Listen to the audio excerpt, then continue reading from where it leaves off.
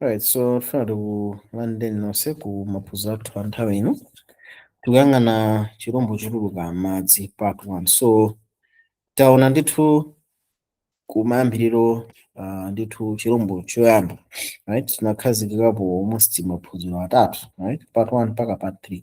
So apa tifuna tipange chirombo chotuluka mu nthaka imene tikuyambira pa chapter 13 verse 11 mpaka na 17. So kwa lero tisesereka kufika mpaka chapter 16. So phunziro lachiwiri lizadusa pa 16, 17 ya ndikumalizisa chapter, right? So tipemphere tisanayambe sipemphere. Ambuye tifuna tikuzana padera ife timatikonda kwambiri, tifuna tikwezeni dzina lanu ndikupemphani kuti munga mwachitira nthawi zonse kuti dalise ife ndi mzimu wanu kuti tikakhale pamene inu mufuna tikhale, mukatikweze ife malingaliro athu tikathe kumva mawu anu ndipo mukathe kuyitanira iwo amene akufunika akhale pano Ambuye ndikumva nafe limodzi mpaka mzina Yesu Khristu, amen. Alright, so tikuona za chirombo chotuluka mu nthaka part 1, right? So tikuyenera ndithu kumvesesa buku la chivumbulutso. So pafunika ndithu pakamvekesedwe kabwino makamaka tikamaona za khalidwe la chirombo chotuluka nthaka chimene chili ndi nyanga ziwiri, okay? Right, so tikaona apa chimbuso 13 verse 11 funso nkumati kodi chirombo chioneka ngati nkhosa ndi chiti, okay? Now funso lalikulu limabwera nchiti chirombo chioneka ngati nkhosa ndi chiyani, right? So funso limabwera motero ife tino ndimene talifunsira kwa nthawi itali, right? Muno tikaona muno bwino pa chimbuso 13 verse 11 tikawerenga ndipo ndinaona chirombo chotuluka pansi. So Yohana anangoona chirombo chotuluka m'madzi ndimuone ndipo chinali nazo nyanga ziwiri ngati za mwana wankhosa ndipo chinalankhula ngati chinjoka, muona?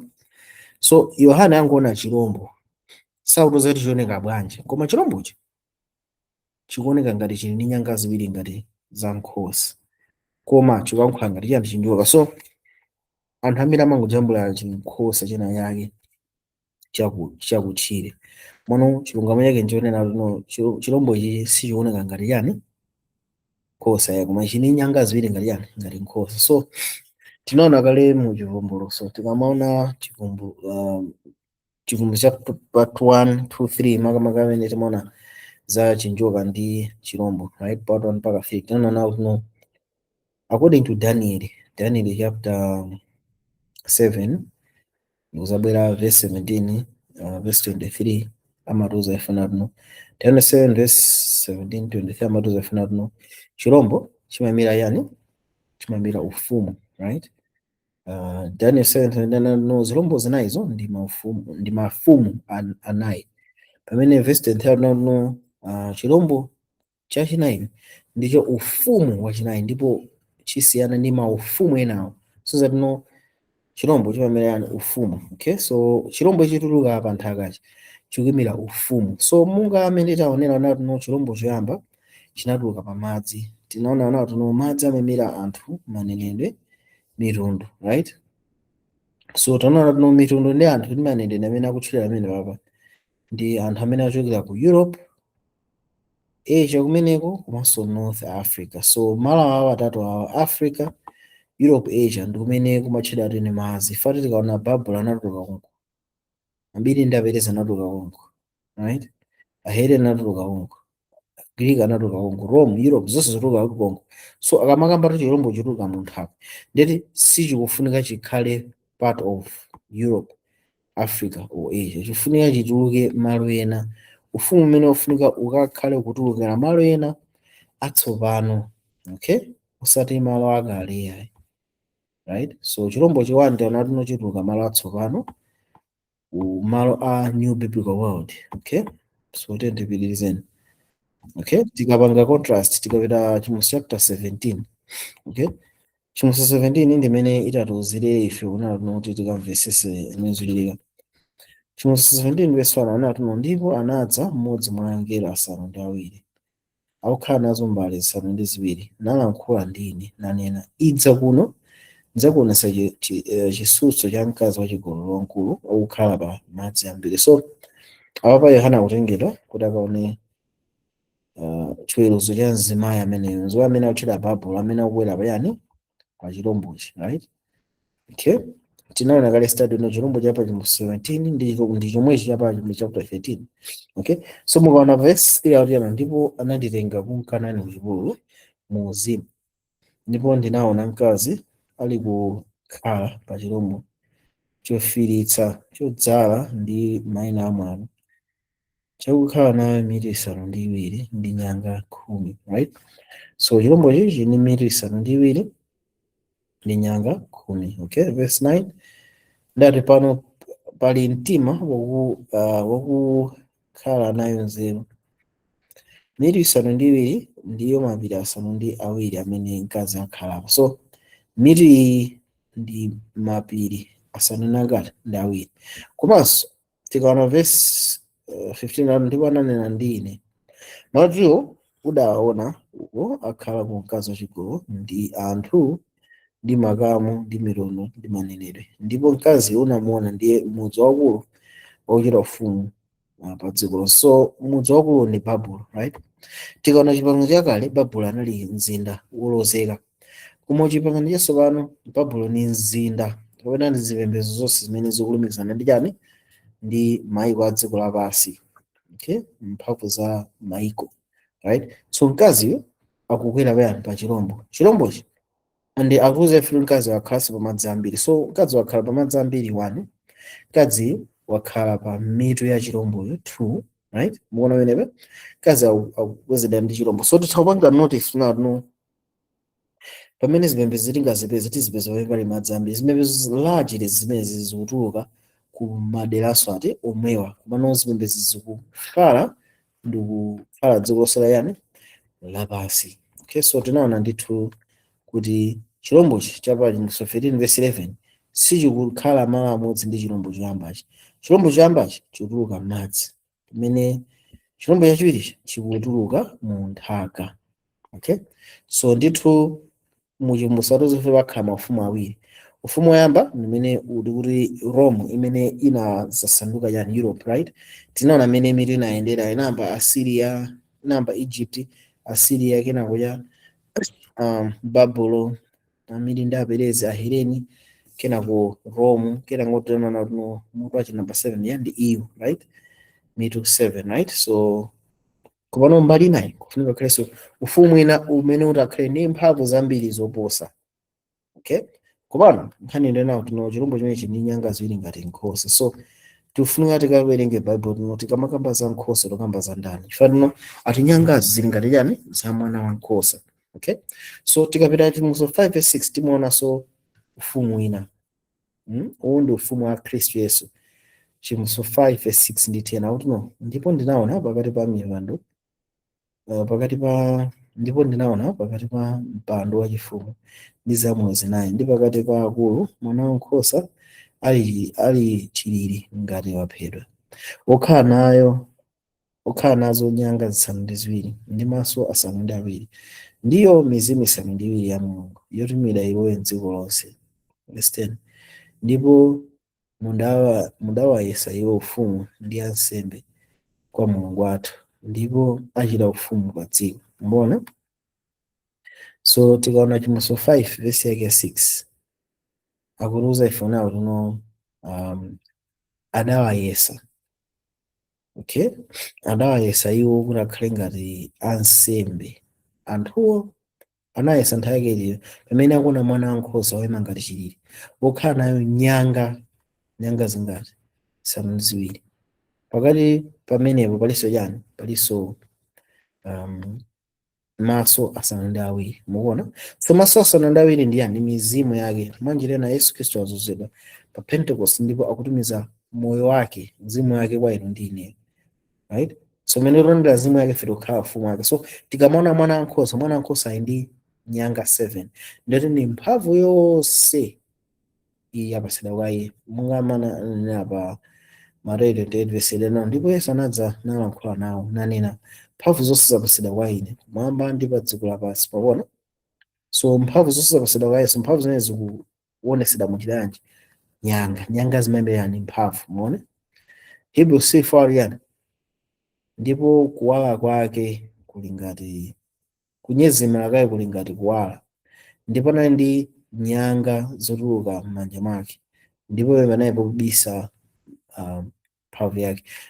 Vesi Habakuk 3:14 na maswiji refatno chichiwa chinakhala ngati chasusa kwambiri, komano chizungu anafufuza kunena kuti nyanga zikuimira yani mphamvu. So akamanga pano chinjokacho chirombo chichutuluka pa nthaka, chirombo chatuluka pa nthaka ndipo chikukhala ndi yani, chikukhala nazo nyanga ziwiri ngati za mwana wankhosa, zikutanthauza nati momwe ngati Yesu ali ndi mphamvu yonse yapasidwa kwa iye ndi Atate.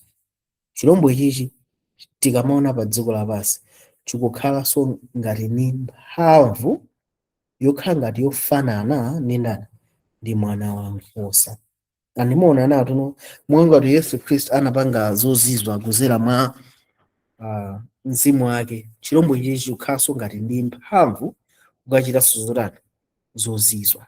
Mukuona tona njoka chirombo chichi chini mphamvu kukachita ngati zotani, zozizwa. Okay, so nyanga ziwiri zikuimira mphamvu zonga ngati zofanana ndi za ndani, ndi za Yesu Khristu, koma chikuchita ufumu pa dziko lachani lapansi. Okay, right, so tipiteni pa Chivumbulutso chapter 13 verse 12 ndi 13. Aonayo kuti ndipo chichita ulamuliro wonse wa chirombo choyamba pamaso pake, ndipo chilambirisa dziko ndi wakukhala momwemo chirombo choyamba, chimene bala lake lakuimfa lidapola. Muona, so chirombo ichichi chili ndi maulamuliro awiri, nyanga ziwiri ngati za mwana wankhosa. 1 kuchita ulamuliro in terms of zozizwa, 2 kuchita ulamuliro kukakamiza anthu onse pa dziko lapansi lasati chirombo choyamba.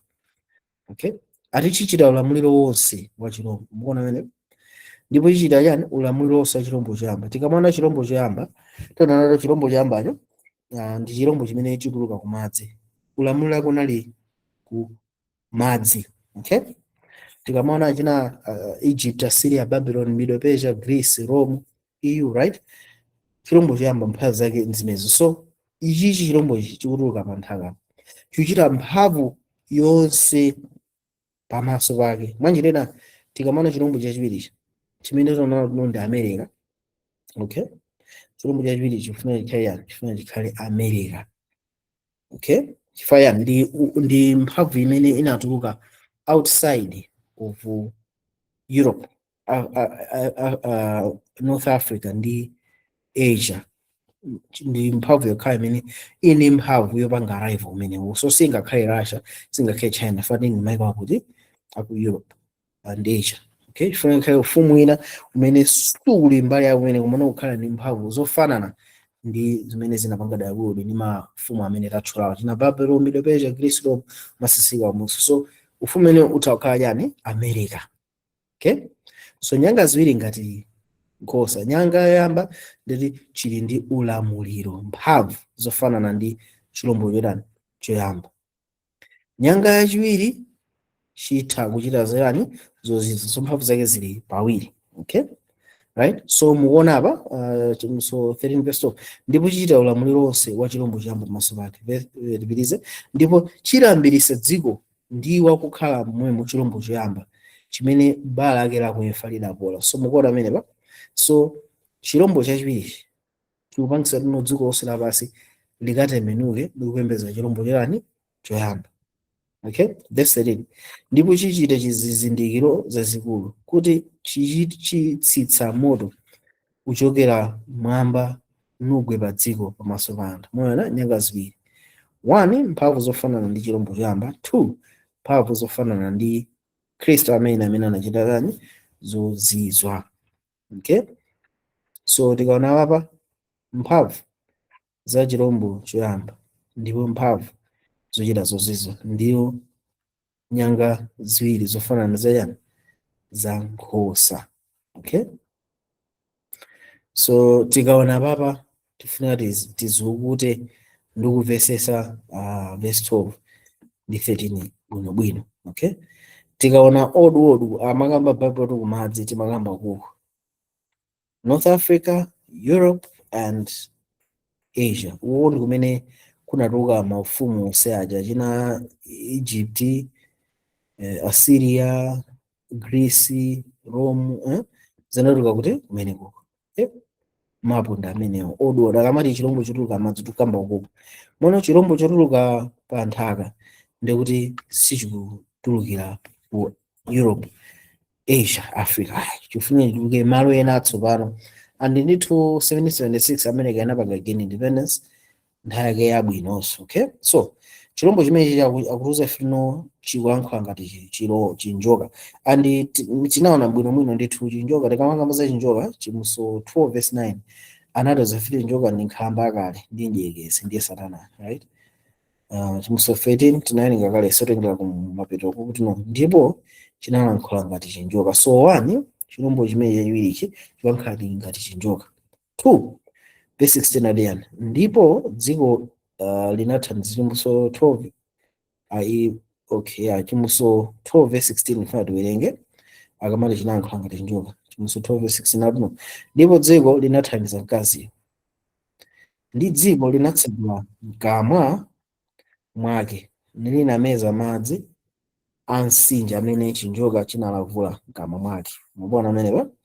So tikamaona chinjoka chikuti chikulankhula chirombo chachiwiri chikulankhula ngati chinjoka zikutanthauza nawo mmene Satana amachitira, right? Satana ndiye chinjoka. Okay, so akamati chirombo chikulankhula ngati chinjoka zikutanthauza nawo kuti no ngakhale chili ndi mphamvu zofanana ngati ufumu wa Khristu Yesu chili ndi mphamvu za chili ndi nyanga zimwe ngati mphamvu za mphamvu za chirombo choyamba, right? Chiso ndi mphamvu ngati zochita zozizo, right? Tikamakamba za nyanga mwina anthu anatha kubalika fati tikamakamba za nyanga mulosi zimayimira zinthu ziwiri mungataonesera. Nyanga zimayimira timaufumu timene timatha kubuka pa ufumu ina waukulu. Tinaona zimene mu Daniel chapter 7 kuti chirombo china ndi nyanga 10 kinako imodzi inabwera kuzachonse zitatu, right? Once mu chapter 17 naona chirombo chili ndi nyanga 10 zakumapeto. Okay, komano taphunziranso nato tikamakamba za nyanga tikukambanso zonena kuti nyanga zimatha kuyimeranso yani mphamvu. Fati Yesu Khristu ali ngati mwana nkhosa wa nyanga 7 sizithandiza Yesu ali ndi mafumu 7 no. Yesu ali ndi mphamvu zonse za utundu kuna akamba nyanga 7. Kachirombo akaka kali ndi nyanga ziwiri so kali ndi mphamvu ziwiri. Mphamvu yoyamba ni mphamvu yofanana ndi chirombo choyamba. Mphamvu yachiwiri ndiyo mphamvu yochita ziyani zozizwa. Okay, so chirombo chichi mwanjirena chikuyankhulanso ngati chinjoka. Tikaona njoka chinalavula madzi kuti chikathe kungonjetsa mkazi amene ali mpingo amene ali anthu a Mulungu. So chirombo chachiwirichi ndiyo mphamvu yochita ndithu mosusana ndi ufumu wa Yesu Khristu. Okay, so akamati chinayankhula ngati chinjoka ndikuti chikuchita mosusana ndi ufumu wa Yesu Khristu pa dziko lino lapansi. Chinjoka ati chinakwiya ndipo chinapita kukamchita nkhono ndi mkazi ndipo chinalavula madzi mkamwa mwake imene chinjoka chimankhulira. So chinjoka chimadana ndi ufumu wa Yesu Khristu pa dziko lapansi. America izachita nkhondo ndipo idananso ndi ufumu wa Yesu Khristu pa dziko lapansi zimakuti thandauzira mwenyewe. Okay, Sister Catherine mutamati werenga Bible ngati?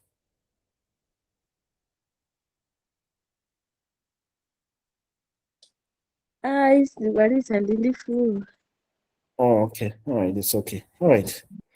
Okay, so tupitiriza Chimuso 13 verse 14 and 15. Abuza funa no wakamabeza chirombo chachingati chachiwiri. I don't know. Ndipo chisocheretsa iwo akukhala pa dziko ndi zizindikiro zimene anachipatsa mphamvu yakuzichita pamaso pa chirombo.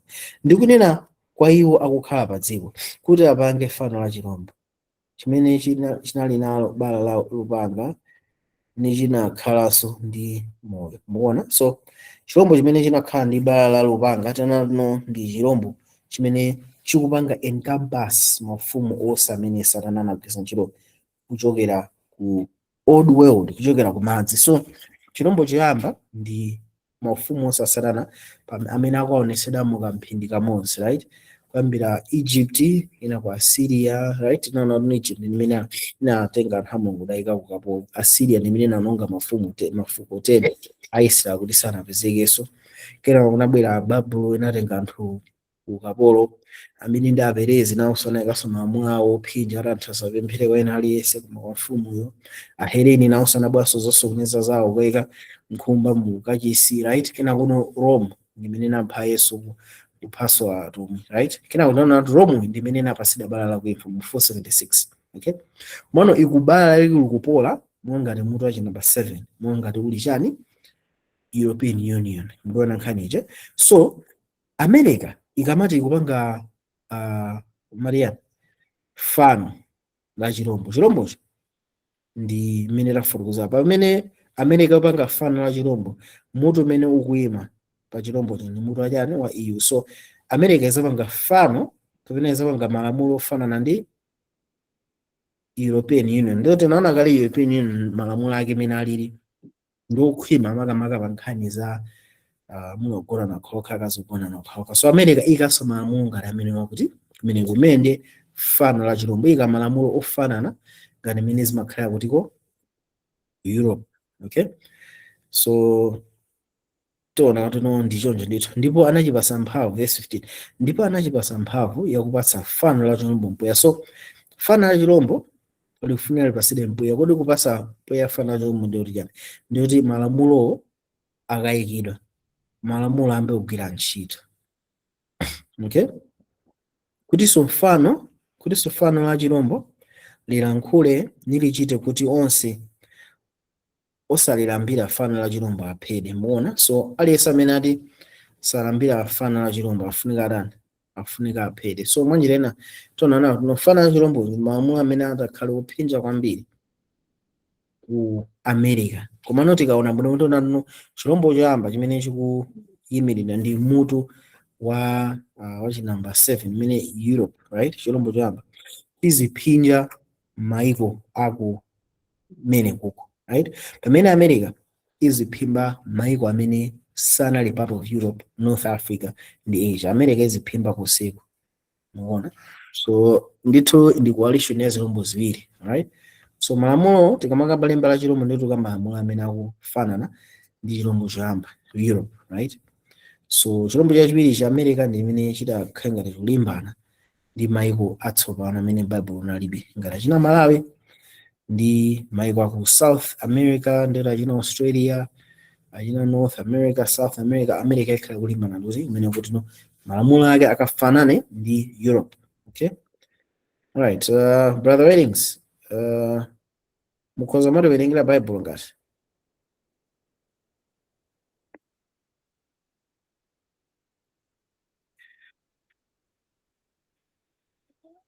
Oh, brother Weddings, I don't know ngati mundiva. Apandi ndakalipekewo. Maribwa? Okay, sana vege. Mati ndapizikako pang'ono. Okay, all right, it's ngabwino. So tikamaona chirombo chachiwiri tinaona katuno chili ndi mphamvu yopanga zozizwa. Now tikamakamba za zozizwa tikabwerera mu Bible, zozizwa kuti Mulungu yakale zimagwira ntchito imodzi kubereka umboni kuti Mulungu ali nawo. Tikapita pa phiri la Karimeli, Eliya ndi aneneri a Baala analimbana ndithu, okay? Analimbana naye paja anawuza kuti mupereke nsembe. Mulungu anakayankha nditi Mulungu ndiye wanu, right? So tozoti Eliya ndi amene atapemphera mutu unachoka mwamba ndikuyasa ya nsembe ndikulikha madzi onse panawumiratu, okay? So kuti chirombo chachiwirichi chine mphamvu zoti chipange zozizwa kufikira kuti ino chikayitane moto kuchoka kumwamba. So akuthandauza anafuna atibwezerese ife ku phiri la Karimeli fani nthawi imene moto unachoka kumwamba. Zimene zikutoza ifuriani America ifunika ipange zozizwa zimene zitayitanire chikoka pa dziko lonse lapansi kuti likamvere zimene America akuchita. Okay, so kodi dziko lingapange bwanji zozizwa, right? So tisayiwala kuti America ndi dziko limene linapanga ndithu atomic bomb. Okay, atomic bomb imene atayiponya pa Japan inathera, inapeza kuti atani yapanga salenda odo inathera bomb, right?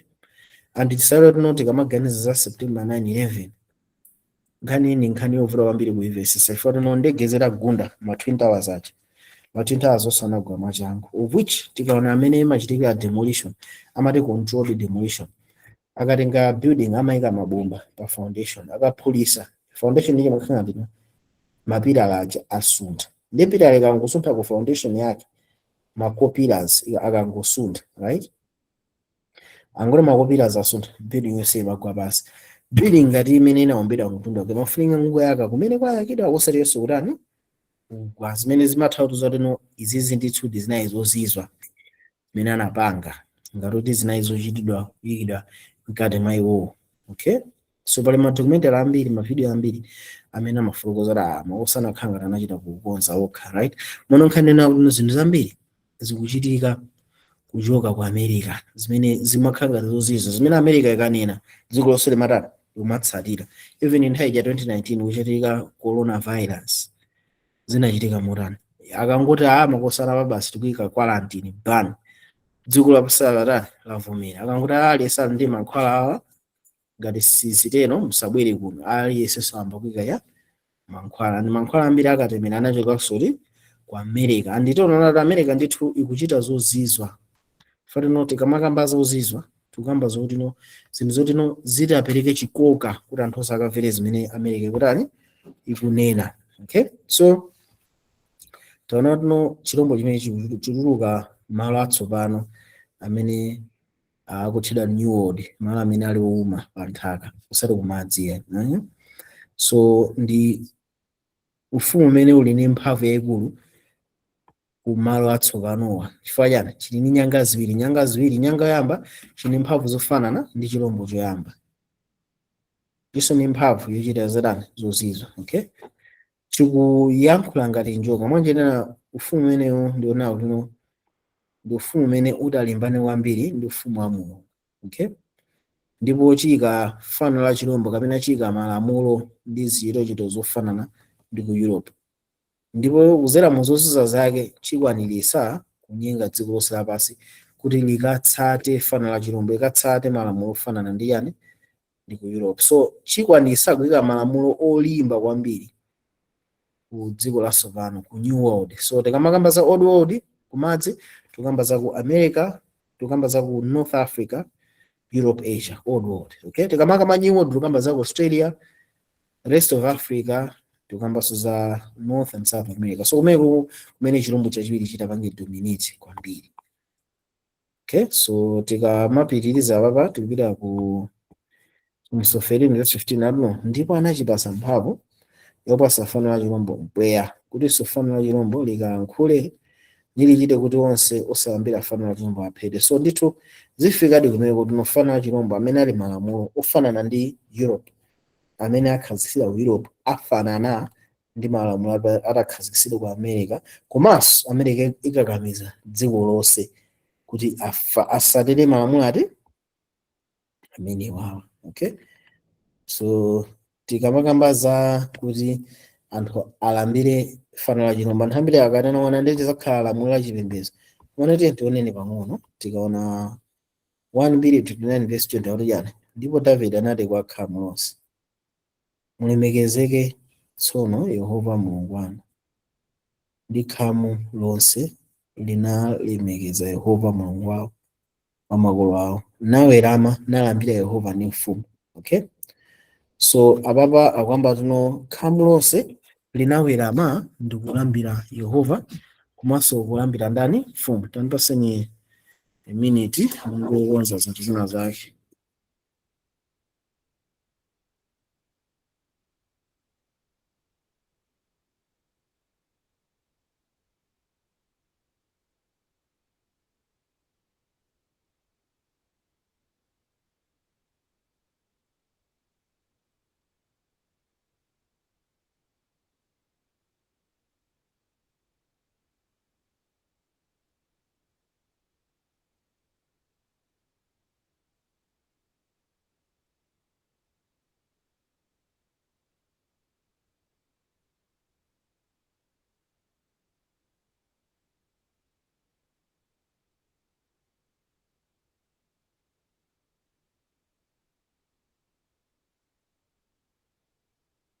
Yeah, so tikamaona apapa tikuphunzira nawo kuti no chirombo chimenechi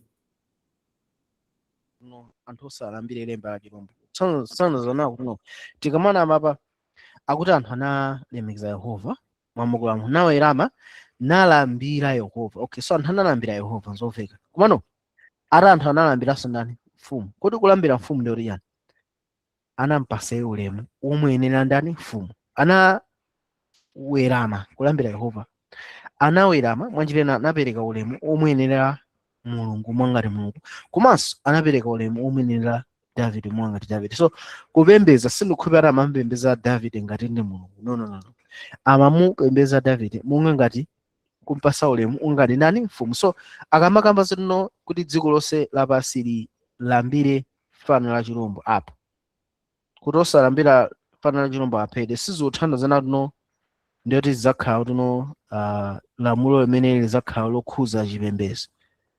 Okay, lamulo limene sizidzakhala lokhuza chipembedzo komano akuziyika mwanjira yotero kuti tikatha kumvetsana tuno aliyense adzapereka ulemu kwa malamulo munga ngati kuti no malamulo amene ayikidwa yani ndi dziko. Okay, right. So tikamakamba za lemba la chirombo tifuna tizindikire zinthu zingapo. Okay, kodi tikamati lemba la chirombo tikuthandiza kuti yani? Okay, brother Weddings taterengeni pa Chimuso 13 verse 16 mpaka 17 zili pa screen. Verse 16 ndipo chichita kuti onse ang'ono ndi akulu, achuma ndi osauka ndi mfulu ndi akapolo alandire chilemba pa dzanja lawo ndi pa pfumi pawo, ndi kuti munthu sangakhoze kugula kapena kugulitsa koma iye yekha wakukhala nacho chilembo ndilo dzina la chirombo kapena chiwerengero cha dzina lake. Yeah, so zifika ponena tuno are aliyense akhale nayo yani chilembo, aliyense alandire chilembo pa dzanja ndi pa mphumi. Okay, munthu amene salandire lemba limeneli sazitha kugula ndi kutani ndi kugulitsa.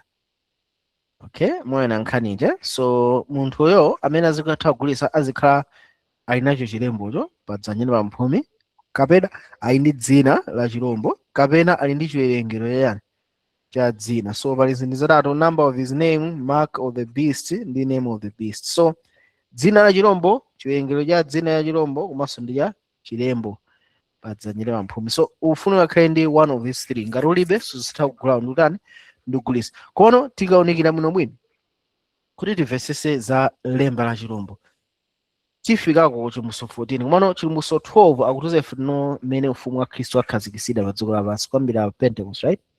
Chimuso 12 verse 17 atiuza ife kumapeto kwa ufumu wa Khristu kuti no uzafanana ngati Yesu Khristu asala pa dziko lapansi pano. Ife tona anthu akakhala asindikizira pa mphumi azakhala anthu akuonesa khalidwe ka Mulungu, right?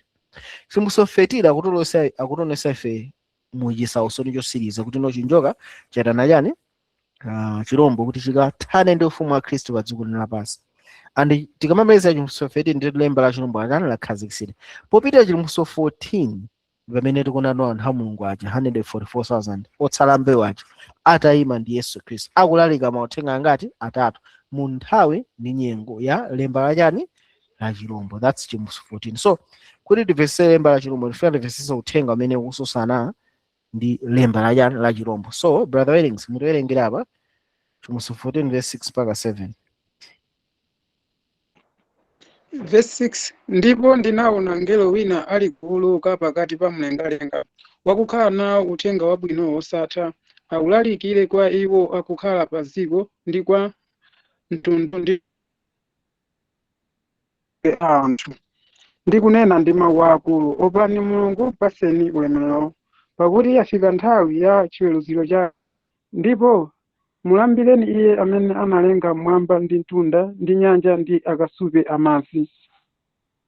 Yeah, so nthawi izakhala nthawi yovuta ifana kuti dziko lapansi lizakhala largely likupembedza yani chirombo. Manjira likupereka ulemu kwa chirombo. Ulemu wokha umene umafunika kupita kwa Mulungu ukakhala upita kwa chani kwa chirombo, komanso ulemu uzakhala kupita kwa chani kwa malamulo amene akupanga back chirombo amene ayikidwa ndi yani ndi America, right? So utaona nawo kuti no uthenga ubwera pa nthawi imene woyambirira no makosana uthenga wosatha ndi uti? Uthenga wosatha ndi umodzi, right? Tikaona mu chapter 12 pali kukhazikitsidwa kwa ufumu wa Khristu, ndipo zikuthandiza kuti chipulumutso chirani chaja. So anthu a Mulungu pa nthawi imene azakhala kulalika uthenga wa bwino wa ufumu wa Mulungu, kuti no Khristu afunika akhale mwandani mwa inu, ndipo chifukwa imene muope ndani Mulungu ndi kumpasa iye chani ulemerero, osati no kumalambira chirombo kapena kulambira lemba la chirombo, osati kupereka ulemu kwa chirombo kapena kupereka kumalamulo amene katani ayika. So choyamba ndiyo kuti uthengawo anthu afunika alandire ufumu wa Mulungu, uthenga wabwino osatha the everlasting gospel. Uthenga wabwino osatha ufunika uzalalire dziko lonse lapansi kena kuchimaliziro chizatha. Uthenga umeneyo uzapita ndi mphamvu pakamodzi, right? Ifati zinthu zakhala zikuchitika aliyense akuziona ndipo umboni ulipo, right? So uthenga kuti yani opani Mulungu, mupaseni chani ulemerero, ifati pakuti afika nthawi chani yachiweruzo chake. Okay, so nkhani yayikulu ndiyo tuno tikamakamba za end time, nkhani yayikulu ndiyo tuno mukhale ndi ubale ndi nani? Ndi Yesu Khristu. Central message ndimeneyo, ubale wanu ukhale pa Yesu Khristu, mukamulambire iye amene analenga mwamba ndi mtunda ndi nyanja ndi akasupe amadzi. Chifukwa yani apa izakhala tuno anthu akuchitira mantha chifukwa tisangathe kugula ndi kugulitsa, ndipo akufuna ambe kupereka ulemu wawo wonse kwa chani? Kwa chirombo. So pamene pabwano mauthenga ena awiri. Okay, tatoneni pa Chipulumutso 14 verse 9 mpaka na 10. Verse 9, ndipo anawasata mngelo wina wachitatu nanena ndi mawu akulu, ngati wina alambi pake kapena pa dzanja lake, iyenso azamwako vinyo wa mkwiyo wa Mulungu wokonzeka usasanganiza chikho cha mkwiyo wake, ndipo azazunzika ndi moto ndi sufule pamaso pa angelo oyera mtima ndi pamaso pa Mwana Wankhosa. Yeah, so verse sindinkaivisa kwambiri chifukwa of course ndadumpha uthenga wa mngelo wachiwiri, komano akuti mngelo wachitatu akubwerayo akuti no, akunena mawu akulu, ngati wina alambire chirombo, mwana mwanjinena ngati alambire chirombo kapena kuti apereka ulemu kwa chirombo ndi fano lake, mwanjinena malamulo amene Amerika ayika, ndikulandira lemba lake pa mphumi, mwanjinena ngati ukulandira lemba pa mphumi ndioti kugwirizana ndi zimene chirombo chikunena, kapena kulandira lemba pa dzanja ndioti no sukugwirizana zimene chirombo chanena, koma chifukwa kufunika kugula ndi kugulitsa ukulowabe muchiyanjano ndi dziko lapansi apa pa mphumi ndi pa dzanja. Tusina zimene pa mphumi ndioti iweyo wagwirizana ndi zimene chirombo chikunena ukukhulupirira, pa dzanja sukukhulupirira komabe ukugwirizana nazo, kungoti uzitha kulandira ndi kugulitsa. Ukatero atuzata chani uzama vinyo wa mkwiyo wa Mulungu. So mkwiyo wa Mulungu ukudza pa dziko lapansi miliri isanu ndi iwiri, mwanjinena mkwiyo wa Mulungu ndi pamene Mulungu azalisiye dziko likumane ndi zotsatira zonse zakukana Mulungu. Tikamakamba za mkwiyo wa Mulungu ndi umeneyo, right? So tinaona ma studies angapo za mkwiyo wa Mulungu, taona ma studies ambiri ndithu a mkwiyo wa Mulungu. So tizaonanso mkwiyo wa Mulungu tinaona kale imene timapanga miliri ujeni malipenga 7 ndi miliri isanu ndi tinaona kale. So izo zimene zitasatire. So tupitirize tona uthenga wa mngelo atatu akuti talenga verse 11, Chipulumutso verse 11. Verse 7, ndipo usi wa kuzunzika kwawo ukwera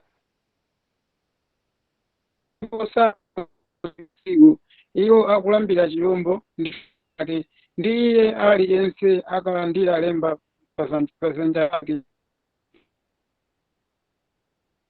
Okay, weddings. I don't know what akhala komano imaduka osati masewera kamawerenga. So could you utawerengaso kachikena? Ngowerengaso verse 11 sinaveke. Okay.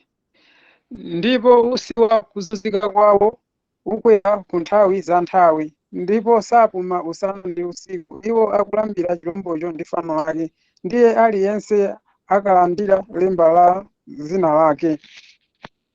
Yeah, so anthu amene akulandira lemba sakupuma usana ndi usiku, mwanjinena sakulowa mu mpumulo wa Mulungu, akana kulowa mu mpumulo wa Mulungu, akana kulowa mu chisomo cha Mulungu, mukuona nkhani so sazitha kupuma komanso akukamba zoti no sapuma usindikusana akulambira fano la chilombo ndiye aliyense akhala lemba lake mdzanja lake. Okay, so akukamba za utsi wa kuzunza kwawo. Okay, so sizotiziona mwanafuna kuwerenga uthenga umene ukudza tawerenga ni verse 12 Chimbuzi 14 verse 12 cha oyera mtima. Pano pali chipiriro cha oyera mtima cha iwo akusunga malamulo a Mulungu ndi chikhulupiriro cha Yesu. Yeah, so tinapanga ndithu study ya fulu tikamakamba za malamulo a Mulungu. Yohane pamene amakamba za malamulo a Mulungu amapanga lifa lamulo limodzi ndilo lokuti no imene anapereka Yesu lamulo latsopano. So Yohane chapter 13 verse 34 35 36 I don't know lamulo langa ndili kuti mukakondana wina aniza kubunga ngati ine ndakondera ninu, right? Yohane 3 verse 20 kumaseseka Musa I don't know lamulo ndi ili kuti tikakhulupirire mwa Yesu Khristu amene Mulungu antuma ndi kukondana nzake kubunga ngati anatipasa lamulo ndipo tizoti yali mwa ife fatino mzimu wakukhala mwa ife. So lamulo lake ndili imeneyi, right? So apapa pamene pazaoneka anthu amene akusunga lamulo imeneyi, anthu amene ali ndi mzimu wa Khristu mkati mwa ndani, mkati mwawo. Zaoneka pati? Zaoneka apapa. Okay, so akutilozera ife tino anthu amene alandira uthenga ndi anthu amene ali ndi chipiriro cha ndani, cha oyera mtima. So zotsatira za lemba ndi chiyani? Okay, timafuna tione kuti no tikamakamba za lemba analipo anthu mu history m'Bible amene analandirako lemba. Okay, tatiwerengeni Genesis, mungowerenga verse limodzi Genesis 14 verse 15.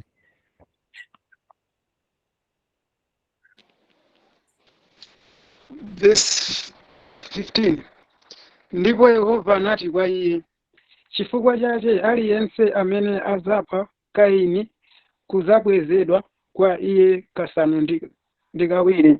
Ndipo Yehova anayika chizindikiro pa Kaini kuti asamuphe aliyense akampeza nyumba ya Kaini. Yeah, so Yehova anayika chizindikiro. Tikamakamba za chizindikiro kapena mark ndi chinthu chimene chimalekanisa. Okay, anayika chizindikiro pake ndi aliyense Satana asamuphe. So chizindikiro chimapanga chinthu chimodzi, chimalekanisa zinthu ziwiri. So tikamakamba za lemba la chilombo tukamba za iwo amene gawo lawo azipereka moyo wawo kwa chilombo. Moyo na nkhanije. Yeah, so azipereka either malingaliro awo kapena mujani mu ntchito zawo. Azipereka malingaliro awo kapena mu ntchito zawo kufanana ndi chilombocho. So tikamakamba za lemba limene anayika pa Kaini, inali lemba limene limamusiyanisa iye kuti alesa Satana asamuchite chipongwe. Okay, tiwerengeni Ezekiel 9 verse 4 to 6 brother readings. Verse 9 verse 4. Ndipo Yehova ananena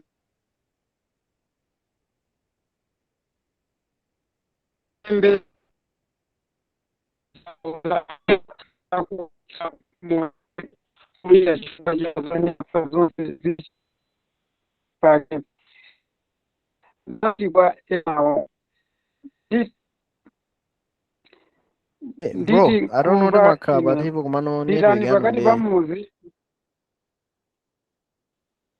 network yanga ikuthawa kunoko.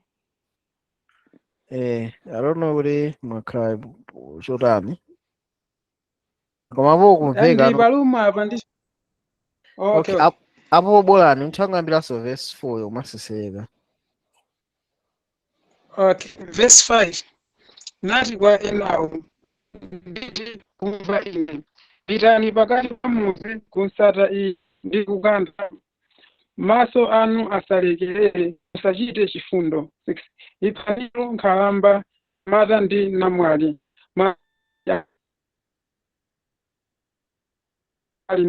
ali nacho chizindikiro, ndipo muya malo anga opatulika pamene anayamba ndi akuluwo anali pa khomo pa nyumba.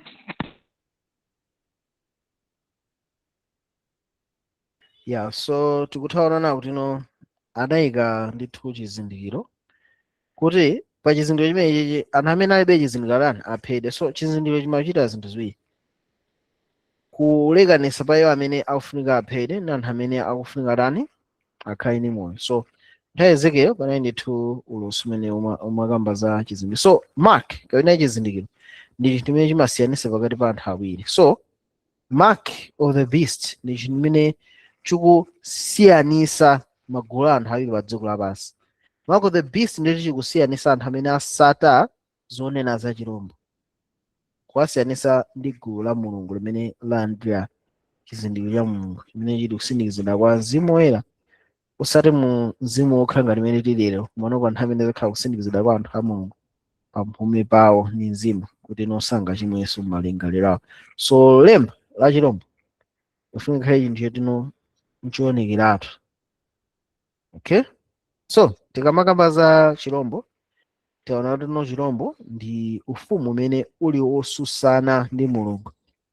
Chirombo ndi ufumu umene ukususana ndi mulungu komanso ndi ufumu wa dziko, si ufumu wa chipembedzo. Tikamakamba za chirombo tikamba za ufumu wa dziko osati ufumu wa chipembedzo yayi. Okay, zimene zikuti nayo chifukwa chani? Muso 17:16 tawerengeni brother Weddings. Muso 16 verse ndipo ndinaona mkazi woledzera ndi mwa mboni za Yesu, ndipo azizwa pakumuona iye ndi kuzizwa kwakukulu. Alright, so ningowerenganso verse 16. I don't know. Ndipo nyanga khumi unaziona pa ndi chirombo izi zadana ndi mkazi wachigololo, zinamkhalitsa wabwinja wa usiku, nizidya nyama yake nizizampsereza ndi moto. So tikamakamba za nyanga zimene zili pa chirombo arizi zamuononga ndi mkazi. So tikamakamba za lemba la chirombo tikamba za lemba la chirombo osati lemba la mkazi yeye. So lemba la chirombo sizakhala chinthu chokhuza chipembedzo yeye, izakhala chinthu chimene chikukhuzana ndi ufumu wa dziko lapansi umene ukususana ndi ndani? Ndi mulungu. Mukuona nkhani? So mkazi si lemba la mkazi, ni lemba la chirombo. Okay, so tinaona kale apapa kuti Timuso 17 verse 12 to 13. Brother Weddings, tawerengeni Timuso 12 mpaka na Timuso 17 verse 12 mpaka 13.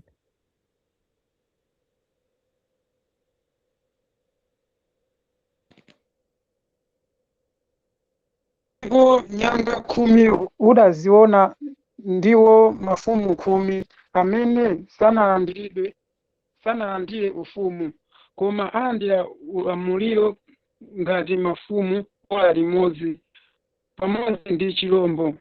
Iwo ali nawo mtima umodzi, ndipo apereka mphamvu ndi ulamuliro wawo kwa chirombo. Ndipitirize? Yafika kani 14 ati? Iwo azachita nkhondo pa mwana wankhosa, ndipo mwana wankhosa azawalaka, chifukwa ali mbuye wa ambuye ndi mfumu ya mafumu, ndipo azawalakanso iwo akukhala naye, oyitanidwa ndi osankhidwa ndi okhulupirika. Yeah, so apapa pamene tikutha kumvesa unena kuti tikamakamba za chirombo, right? Chirombo ndi civil power. Okay, okay, tikamakamba za chirombo tikamba za ufumu mene uli wa dziko. Okay, so tikuthaonana kuti apapa kuti no chirombochi chikuzadana kumapetepeto, chikuzadana ndi mwana wankhosa. Okay, chirombochi chikuzadananso ndi mkazi. So tiona tino mumene chirombo chayendera kwambira mitu 7 yonse. Tikamakamba mitu 7 tikamba za Egypt, Assyria, Babulo, Amidi ndi Aperezi, Aheleni, Aroma ndi EU. Mkazi wakhala kuyenda pa chirombochi. Okay, komano ikamazafika nthawi ya nyanga khumisi, nyanga khumisi zikuzadana ndi chipembedzo chonse, chipembedzo chaboza ndi anthu osandani a mulungu onse pamodzi. So tikamakamba za lemba la chirombo silokamba za lemba la mkazi yetu, kamba za lemba la chirombo. So chirombocho ndi ufumu wa dziko, civil power. So lemba lachino singakhale tine lamulo la chipembedzo. So tikubwerezanso tikamakamba za mark of the beast, ndi mark of the beast, sali mark ya mzimayi yani. Okay, chirombochi chikuyimirira Europe pa nthawi mutu wachi 7 ndi Europe. Okay, and pano patiti tione ndi dziko limene continent imene sikhulupirira mulungu. Okay, anthu ambiri amene achoka ku Europe makamaka achinyamata amene amaliza 7 secondary osati amene afika college, amene amaliza secondary sakhulupirira za mulungu. Okay, so mark imene ichi zinthu imene chifunika zilumikizana ndi kusakhulupirira mulungu osati chipembedzo yayi. Idakhali ndi mark of the woman bwezili zokhuza chipembedzo, koma ndi mark of the beast, mark imene ifunika izigwizana ndi kusakhulupirira ndani mulungu. Okay. Right, so Paulo anakambapo za mark of the beast, analembako. Okay, so tinawerenga kale chimusu 14 mauthenga angelo atatu, so niyamba kuwafananiza ndi Aroma chapter 1. Mukawerenga Aroma chapter 1 yonse bwinobwino mosindika mukaona no ikukamba ndithu za lemba la chilombo. So chimusu 14 verse mfundo yamba, chimusu 14 verse 6 anano ndipo anaona mlengalenga ndithu ngelo wina akuuluka ukhala nawo uthenga osatha kuti akaulalike kwa kukhala pa dziko lapansi. 14 verse 6 kumene tikaona Aroma 1 verse 15 to 16 autuno monga mmene ndili ine ndili wokonzeka kukalalika uthenga kwa inunso amene muli kuti ku Roma. Mwana nkhani. So okay, Sister Bice, we are having Chichewa sessions. English is just Tuesdays and Friday. Yeah. All right. So tikutaona abaona kuti tikamaona chimuso 14 verse 6 ikufanana ndi chimuso Roma 1 verse 15 to 16. So Roma 1 verse 15 to 16 wakamba zoti uthengawo ukupita kujani ku dziko lonse lapansi. Chimuso 14:6 ndi Roma 1 verse 15 wakamba zakulalika jani kwa uthenga. Okay, pamene mfundo yachiwiri tikaona papa chimuso 14 verse 7 atuno ndikunena ndi mawu akulu opane mulungu numpase ulemerero. Right, tikaona Roma 1 verse 10 atuno chifukwa sanamdziwe mulungu ndipo sanampase ulemerero mungati iye kukhala mulungu ndipo anali osathokoza, anapasayo ndithu malengo awo osokonekera ndipo mitima yawo inasanduka yokuda. So mukaona apa uthenga ubwera kuti tiupe mulungu mpasa ulemerero, pamene Aroma 1:10 sanamulemekeze mulungu numpasa chani ulemerero. Ndiye chikuchitika nchani? Mitima yawo inadani inada. Okay, so that's mfundo yachiwiri. Paulo akapitiriza wakamba. Tikaona mfundo yachitatu. Okay, tikaona mfundo yachitatu ndikunena ndi mawu akulu opane mulungu numpasa ulemerero ifali ola la chiweruzo lakadani lafika. Tikaona Roma 1 verse 32 amene akuza chiweruzo cha mulungu kuti amene achita zinthu zotenezi akuyenera chani imfa. Okay, so tikamaona mavesi amenewa tikutaona kuti Paulo akusendera chifupifupi kuti tikavesese lemba la chilombo. Okay, ola la chiweruzo lafika ukakamba zino amene akuza chiweruzo chanani cha mulungu. Okay, all right, so tendipitizeni mfundo yachi number 4 chimusu 14 verse 7 ndikumpembedza iye amene anapanga kumwamba, tunda ndi nyanja ndi akasupe amadzi. Roma 1:21 amene anasintha choonadi cha mulungu kufika kubodza ndipo anapembedza olengedwayo kuposa olenga amene ali odala nthawi zonse. Amen. So Roma 1:25 akutuza finono dziko lapansi likupembedza amene ali odani olengedwa kuposa mlengi. Okay, pamene uthenga wa ngelo atatu kuno mulambire amene andalani analenga. Muona nkhani chimene kuyendera. Tikaona mfundo yachi number 5 Aroma 14 verse 7 chimusu 14 verse 7 anatuno ndipo mulambireni iye amene anapanga kumwamba, tunda ndi nyanja ndi akasupe amadzi. Roma 1 verse 20 atuno pachifukwa zinthu zosaoneka zinapangidwa ndi iye ndipo maiko amene alioneka anapangidwa ndi iye. right? So akutiza afe ngifunde moyo tuno mulungu analenga zonse. Fundachi number 6 chimuso 13 verse 4 aonena kuti ndipo anapembedza chirombo ndi kunena ali ngati chirombo ndani ndipo akhoza kupanga nkhondo naye ndani. Romans 1 verse 25 amene anasintha choonadi cha mulungu kusanduka bodza, amene ali ikhala amene amene anatenga choonadi cha mulungu kusanduka bodza ndi kulambira olengedwa kuposa olenga. Okay, so Aroma chimuso 15 verse 4 akamba zoti anapembedza chani chirombocho ndinatino ali ngati chirombo ndani amene angachita naye nkhondo ndani. Pamene tikaona Aroma 1 verse 25 akamba zoti anthu anapembedza cholengedwayo kuposa tani olenga. Tikamona chimuso tikamona fundo number 7 chimuso 13 verse 5 ati ndipo chinali ndi mphamvu yopereka moyo kwa fano la chirombo ndi kupangisa iwo osamene satha kupembedza chirombo fano la chirombo kuti aphedwe. Okay, tikaona Roma 1 verse 23 akutiza ifanana kuti ndipo anasintha ulemerero umene susokonekera wa mulungu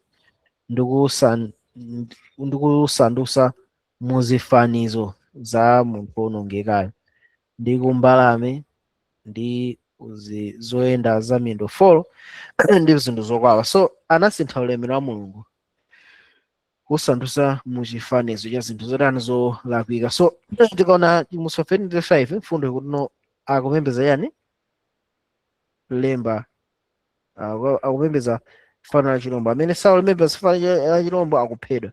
Pamene Roma 23 akamba anthu akusintha yani chifanizo cha mulungu ndi chisandutsa iyo mu zinthu zowonongeka, mbalame, zinthu za miyendo folo ndi zinthu zokwawa. Mukuona nkhani imene akuyendera Paulo pa Roma 1 ndi imene buku la Chivumbulutso ikuyendera. Fundo nachi number 8 kaona chimuso 14 verse 9 pamene anda ndipo ngelo achitatu anasata lero ndena ngati wina atatenge lemba la chirombo ndi fano lake ndi kulandira lembalo pa mphumi ndi pa dzanja. Okay, Aroma 1 verse 30 amene akudziwa chiweruzo cha mulungu kuti amene akuchita zotero ayenera imfa, osati okha akuchita komanso amene ali ndi chikondwerero mwa iwo akuchita zimene. So tikamakamba za lemba la chirombo tikuona lemba la chirombo ili pa mphumi, anthu amene akugwizana nazo ndi kukondwerera nazo akulandira lemba la chani la chirombo pa dzanja. Zothandiza zoti anthuwo akususana nazo m'malengero awo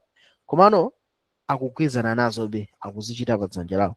Anthu amene wawa ndena usali ndi chani lemba la chirombo. So tikamona Roma 1 verse 32 ikutuza chiweruzo cha mulungu ndi cholungama, right? Munthu amene akuchita zoyipazi akuyenera yani imfa, right? Manjira ena walekana ndi mulungu koma osati yekha amene akuzichita zinthu komanso amene akukondwerera nazo zinthuzo. 9 fundachi number 9 Roma 40 chimuso 14 verse 9 ati ngelo achitatu anatsatira ndipo ngelo achitatu anatsatira ndonena ndi mawu akulu ngati wina atapembedze chirombocho ndi fano lake ndi kulandira lemba lake pa mphumi pake ndi pa dzanja lake. Okay, so tinawerenga kale Roma 1 verse 32 mfundo ndi yomweyo, mfundo yomaliza iyi I think inamaliza chimuso 14 verse 10 yemweyo azalandira vinyo wa ukali wa mulungu amene watsanulidwa popanda kusakaniza. Aroma 1:18 ndipo mkwiyo wa mulungu waonekera kuchokera kumwamba mosusana ndi onse amene achita zosalungama ndi kusaweruzika, amene agwira choonadi mosalungama. So apa pakambata amene akulandira lemba la chirombo akulandira mkwiyo wa mulungu, right?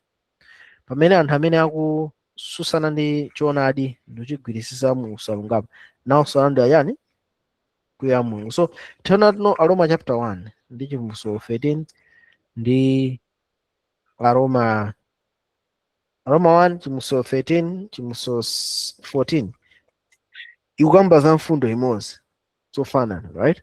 Chimuso 16 verse 11 ndipo anachitira mwano mulungu wakumwamba chifukwa cha mabala awo ndi ululu wawo ndipo sanalape pazochita zawo. Mukaona Aroma 1:20 ndipo ingakhale sanafune kuyika Mulungu muchiziso chawo, Mulungu anapereka iwo okha kwa malingaliro akugwa kuti akachite zinthu zimene sizinali zoyenera, right? So anthuwa amene alandira miliri sakuzalapa. Chimodzimodzinso anthu awa akumapeta nthawi. Okay, Aroma 1:28 makambaso zakwa anthu ako Aroma, anthu amene sanafune kuti Mulungu akhale mu nzeru yawo, Mulungu naye akuwasiya okha kuti zonse za malingaliro akugwa akazichite. Okay, so tikaona futo yachi namba 12 akamba kuti apa pali chipiriro cha anthu oyera mtima, iwo amene asunga malamulo a Mulungu ndi kukhala nawo umboni ndi anthu a Yesu Khristu. Okay, chipiriro cha oyera mtima, iwo amene asunga malamulo a Mulungu ndi kukhala nawo chikhulupiriro ya Yesu Khristu. Okay, Aroma 1:17 akuti apa pamene chiyero cha Mulungu chaoneka, chifukwa chikuyenda kuchoka mu chikhulupiriro kupita chikhulupiriro, monga kwalembedwa, olungama adzakhala mwadya mwa chikhulupiriro. So tikamawerenga Aroma chapter 1 tionana kuti ikukamba ndi uthenga ofanana ndi wa mchivumbulutso. So iyi ndi summary ya zinthu zonse zimene tazikamba. Tapanga pause video iyi ndikuwerenga bwinobwino ndikuona kuti zikufanana motani. Mono uthenga wa angelo atatu ndi Aroma chapter 1 zofanana. So tikamakamba za lemba la chirombo ndi mark ya gulu la anthu limene lankana Mulungu. Lankana Mulungu ndi kusata chani? Chirombo. So mark of the beasts ndi lemba la gawo anthu amene ankana ndani? Amukana Mulungu. Okay, tikaona Roma chapter 1 verse 20 mpaka 23 anayo chifukwa kuti ngakhale anadziwa Mulungu sanachitira ulemu wakwenera Mulungu ndipo sanamuyamika, koma anakhala opanda pake maganizo awo, ndipo unada mtima awo wopulukira. Verse 22 pakunena kuti ali anzeru anapusa. Verse 23 nasandutsa ulemerero wa Mulungu wosawonongeka nawufananiza ndi chifanizo cha munthu wowonongeka ndi cha mbalame ndi cha nyama zoyendayenda ndi cha zokwawa. So tsono apapa akufotokoza zimene zimayendera.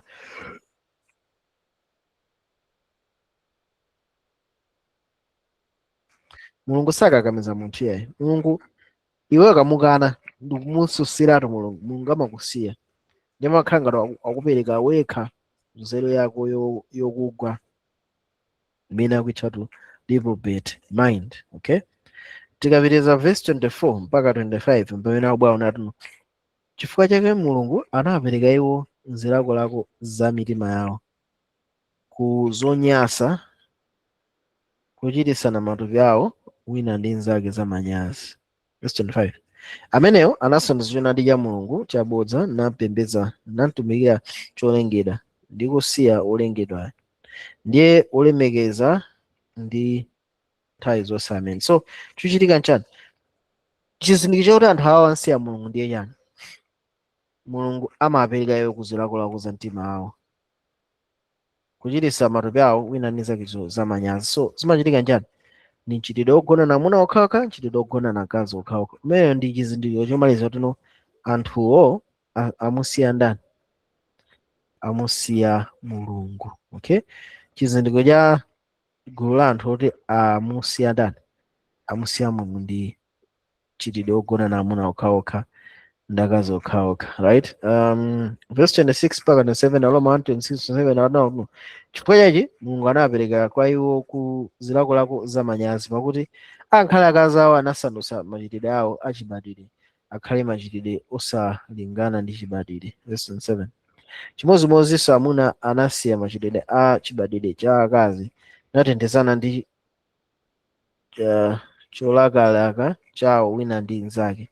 Amuna okhaokha anachitirana chamanyazi ndipo analandira mwa iwo okha mphotho yakuyenera kulakwa kwawo.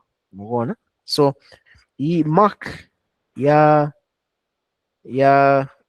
dziko kapena anthu amene amusiya Mulungu ndi mark ya Sodome kapena mark imeneyi. So tikamana Europe mutu wachi number 7 pa chilombochi ndi dziko kapena continent imene ili ya atheist imene imasona ndi mulungu kwambiri ani ndi imene ili patsogolo kwambiri kukakamiza kuti alesa andile chani chizindikiro chimenechi cha amuna okhaokha kugonana okhaokha.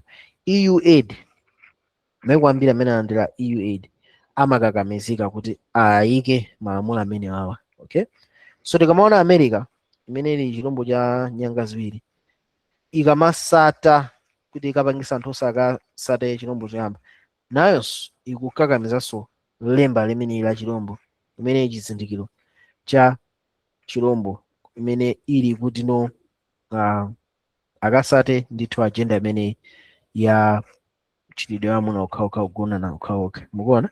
So tikamakamba za Mark of the Beast ndione kuti no tiona kuti ndi chani kumene apatamba kuona ndithu kachithunzithunzi kuti ndi chani, right? So chilombo tikaona Chimuso 11 verse 8 akutuza ife nawo tuno ndimo mitembo yawo idzakhala pa khwalala la mudzi waukulu umene utchedwa ponena za chizimu Sodomu ndi Aigupto pamene sambo yawo anapachikidwa. So kumapita nthawi dziko lapansi lidzasosana ndi maumboni awiri amene azakhala kubwera kuzera mu mzimu ndi mawu amene ali mwa atumiki a Mulungu kumapita nthawi. So dziko lapansi lidzasanduka malo atatu mu uzimu, lidzasanduka Sodom, Egypt ndi kumenenso ambuye athu anapachikidwa. Ambuye athu anapachikidwa nthawi yake iti ku Yerusalemu nthawi imene anthu anachita kukaniratu ndani Yesu, anthu achipembedza nkana Yesu. So pa nthawi dziko lapansi makamaka zipembedzo zimene zinapangira registered ma denominations ambiri azavomereza nchitidwe kugonana akazi okhaokha amuna okhaokha. Chifukwa chani? Chifukwa ngati savomera idzakhala nawonso ndoti malayisensi awo kwatani akualanda tangathanso panga operate. So ma denomination ambiri azakhala akulowa mchitidwe chimene kuna ndino pamenenso ambuye wawo anapachikidwa, right? 2 dziko lapansi lidzakhala largely lidzakhala tuno ndi Aigupto. Tisati Mose atapita kwa Farao anamuzera akulu mulole anthu anga atuluke. Farao ananena chani? Mulungu ndiye ndani kuti ndikantulutse, right?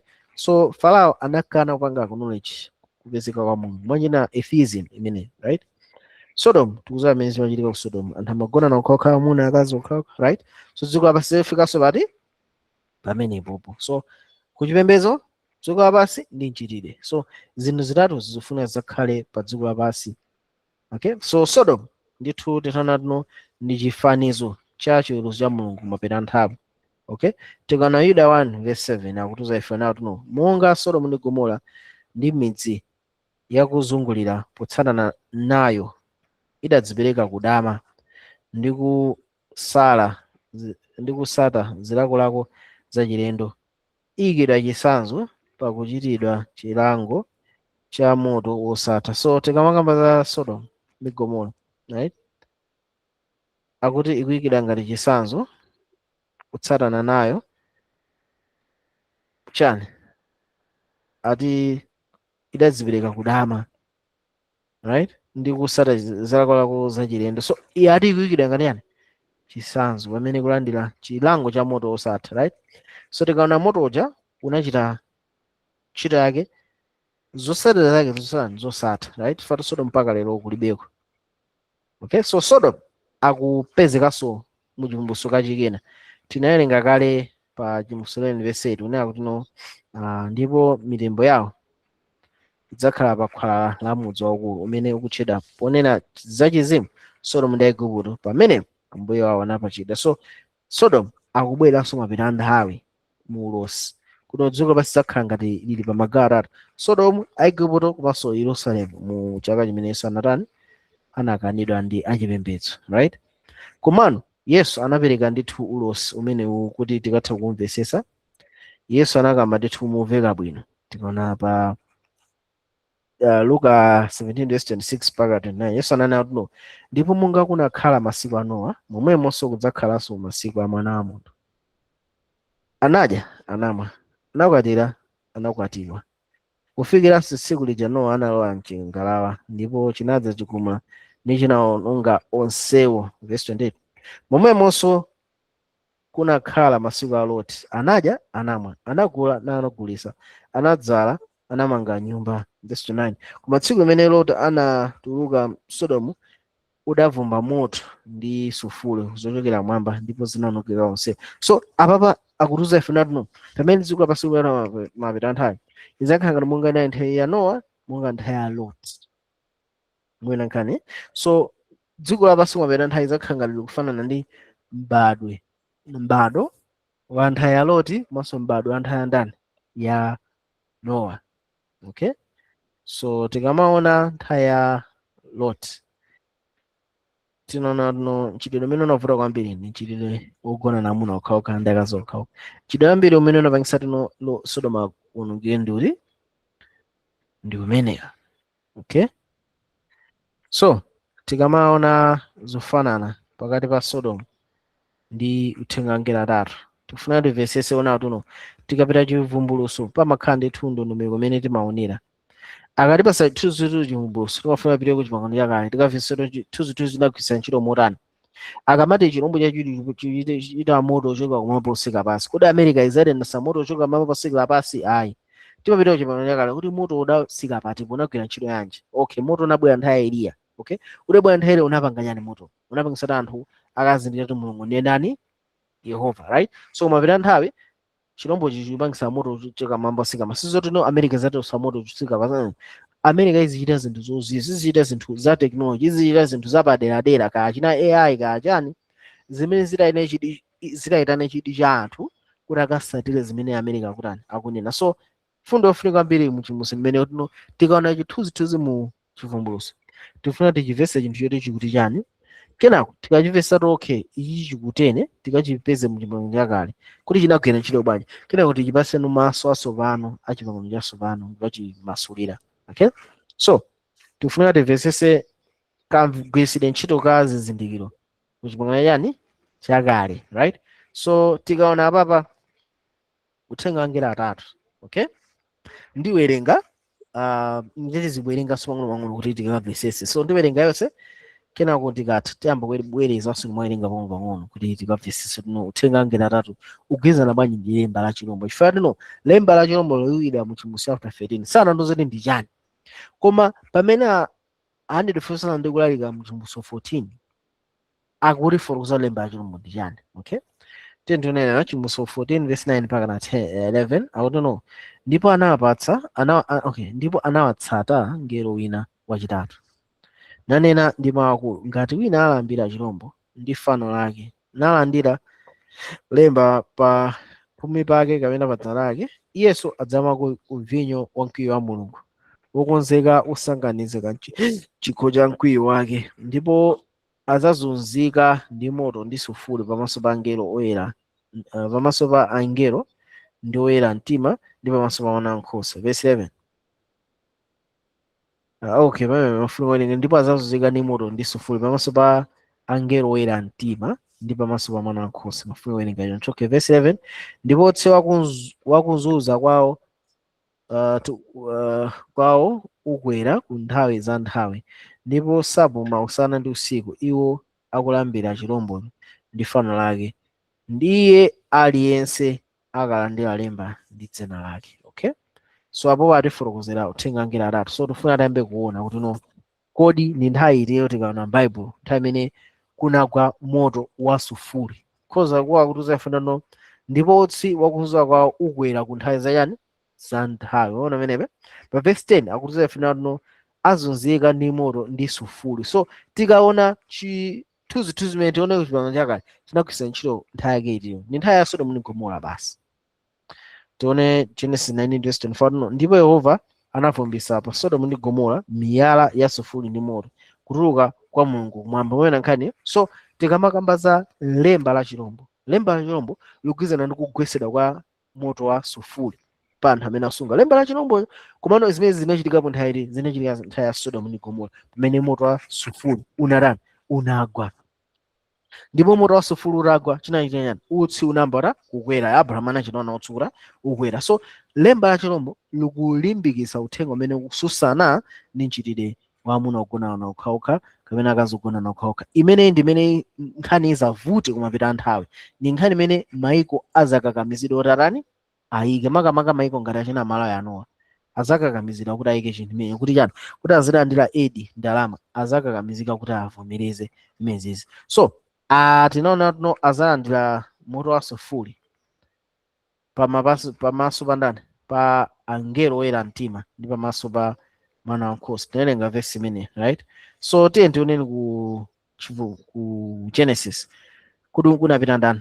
Genesis 19:15 pamenepo kuti aja amithengawo anafumiza Loti nati uka tenga mkazi wako ndi ana ako akazi awiri amene ali kunowa kuti munganyeke mphulupulu ya mudzi. So tikawerenga Genesis 8 chapter 18 ndi chapter 19 tinoona amene anapita nawo kukakumana ndi Abrahamu anali ambuye ndi angelo awiri. Ambuye ndi Yesu Khristu, angelo awiri ndi amene analowa kuti ku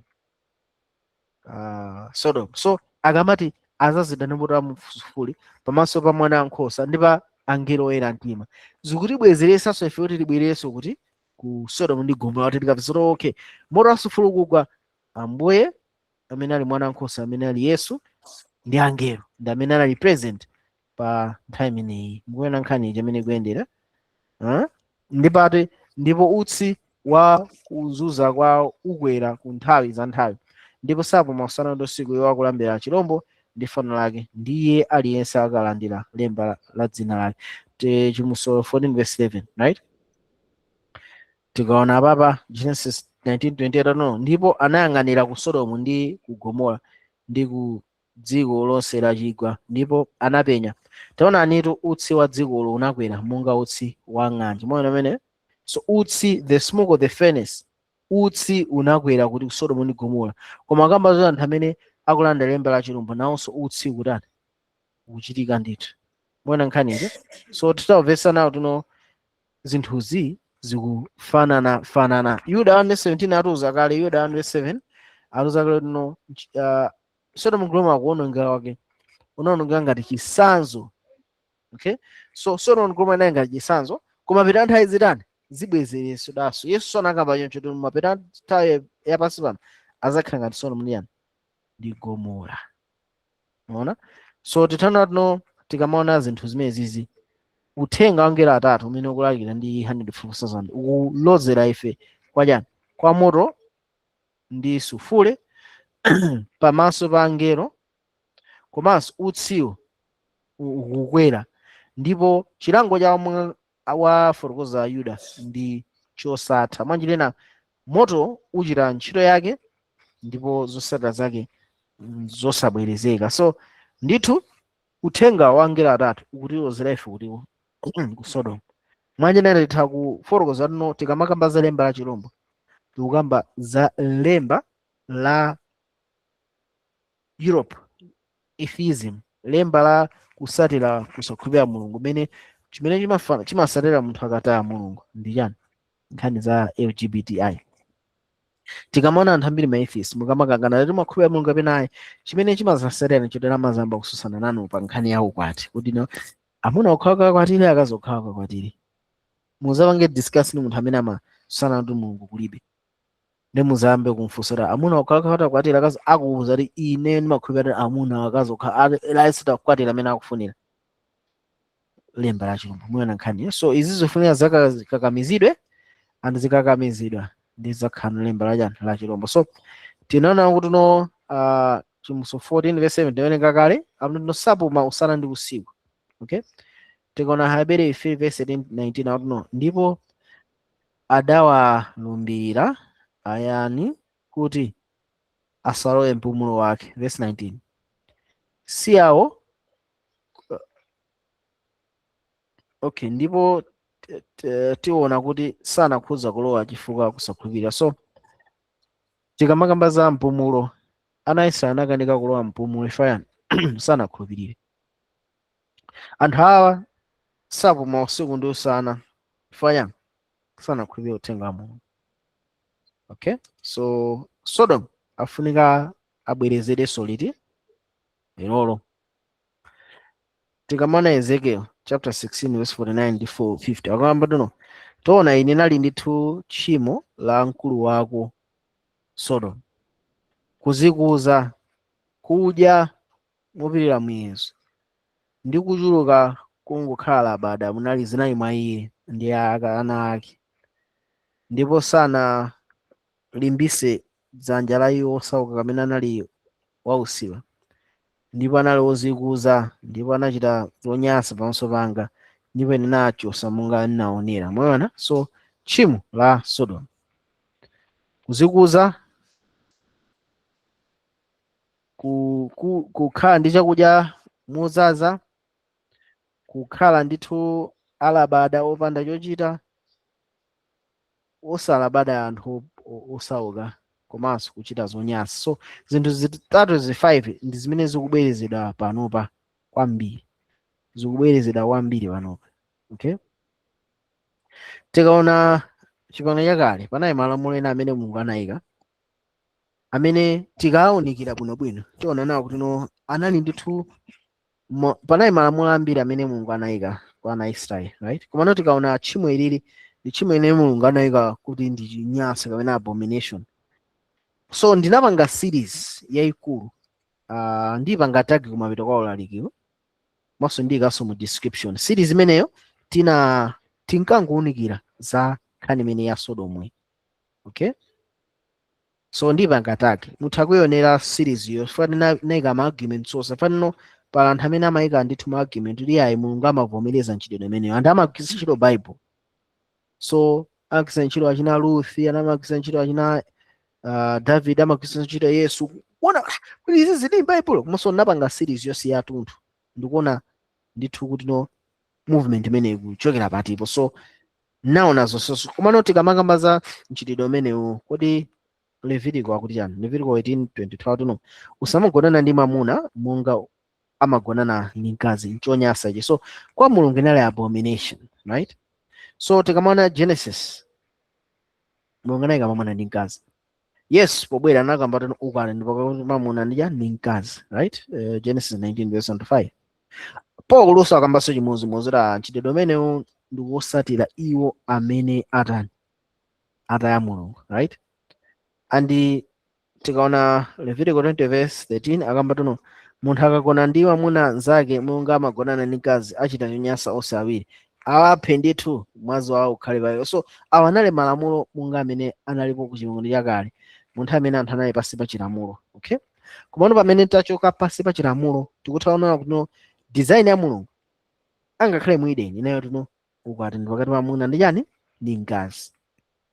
Okay, so ichichi mu nthawi ya chilamulo inali chonyansa, andi kumapita nthawi kunoko ndi chonyansabe. So tikamaona psychology today akukamba zino chifukwa yani usakhulupirira Mulungu kuti apeze kuti no kwa chosa kukhulupirira ndani Mulungu. Atheism ichosa yani Mulungu. So article imene yakufotokozera ndithu mwapaderadera kuna kuti no kusakhulupirira Mulungu kunazaza ku mayiko amene ali olemera makamaka ku Europe. Unaona? Pamene ku mayiko amene sanatukuke kwambiri kulibeko anthu osakhulupirira, ngakhale tikaona panopa kumalawi kunoko kungopita pa FB kungoyika post yonyoza Mulungu anthu akuvomera kwambiri. Okay, so atheism tikamaona ku Africa ndi njira chilendo. Okay, ndakufunsa kuti kodi nchifukwa yani anthu akatukuka amayamba kukhala osakhulupirira Mulungu? Mwana nkhani so akuti no ku ku Africa makamaka sub-Saharan kulibeko atheism. Okay, ndakuombe no mayiko akamba kulemera pamene kukhulupirira kwa Mulungu mamba utani mamba so kusika. So akamba no mayiko amene ali otukuka makamaka ku Europe ngati for example Sweden anthu osakhulupirira Mulungu 64%, Denmark 48%, France 44%, Germany 42%. Pamene tikamaona ku sub-Saharan Africa amene sakhulupirira Mulungu ndi 1%. Mwina nkhani imene zikusiyana. So ziyama akamba no tchimo la Sodomu ati zinayi chani kupeza zambiri, bread wambiri, chakudya chambiri, kina kumanja nawo khala lobodo, kina kwanamba kuchita zonyansa. So ndi imene zikuchitika mayiko amene ali ndi chuma chambiri ndi mayiko amene sakhulupirira Mulungu. Komanso tikaona 7 maphunziro amene amachitika ku Europe amapanga emphasize kwambiri evolution kwambiri mwana ali ku primary. Ikafika second evolution ijalo kwambiri munthu sangakhulupirenso yani, sangakhulupirenso yani mulungu. Okay, so I think mu part 3 imene timaona chirombo chotuluka pamadzi, tinaona maiko amene anapanga malamulo tino za uge zovomereza. Koma pa nthawi pana Argentina, Belgium, achina Brazil, Canada, Denmark, England, Wales, Finland, France, Iceland, USA, Uruguay, achina Sweden, Portugal, South Africa, right?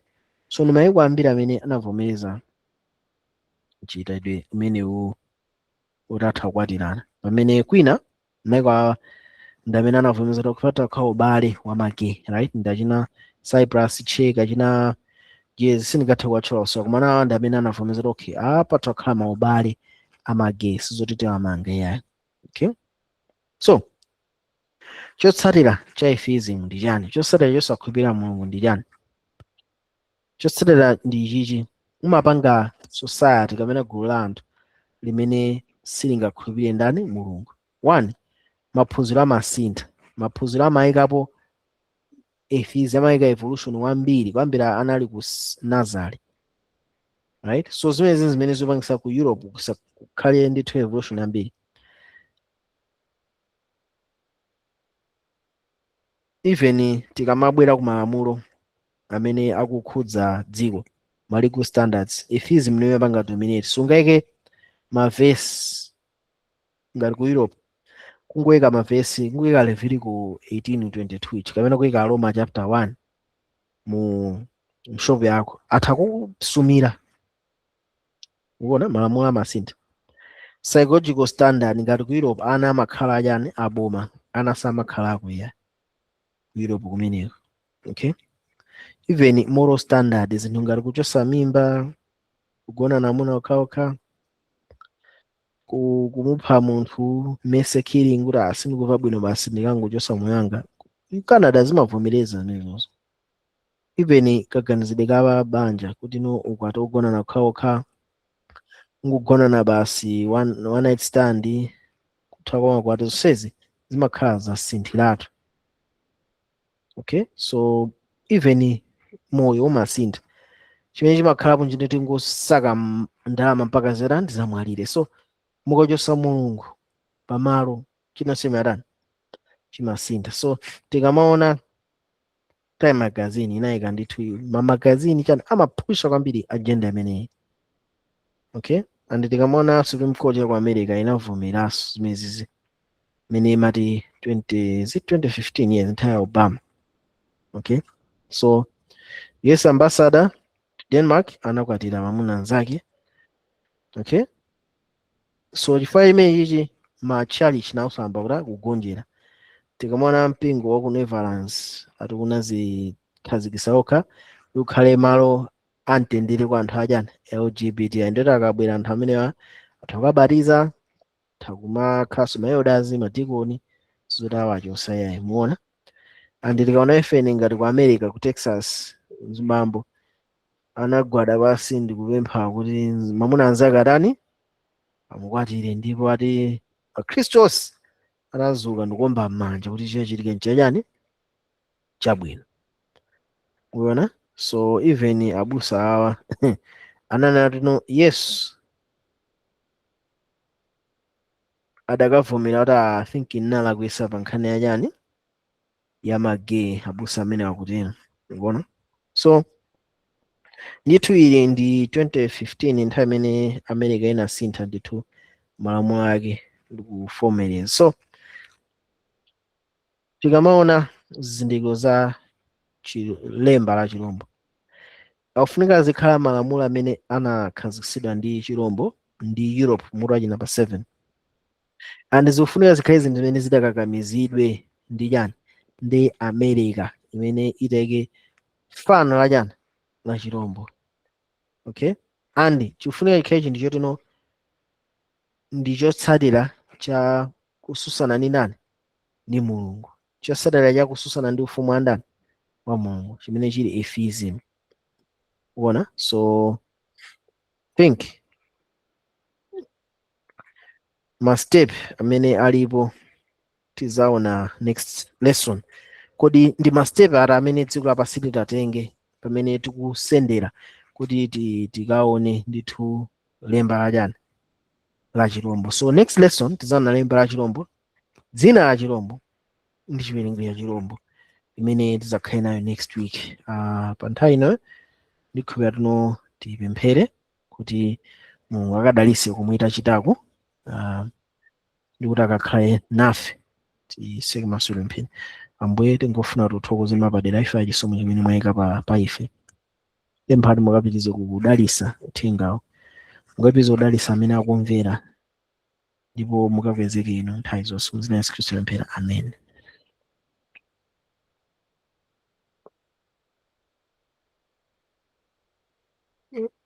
Amen.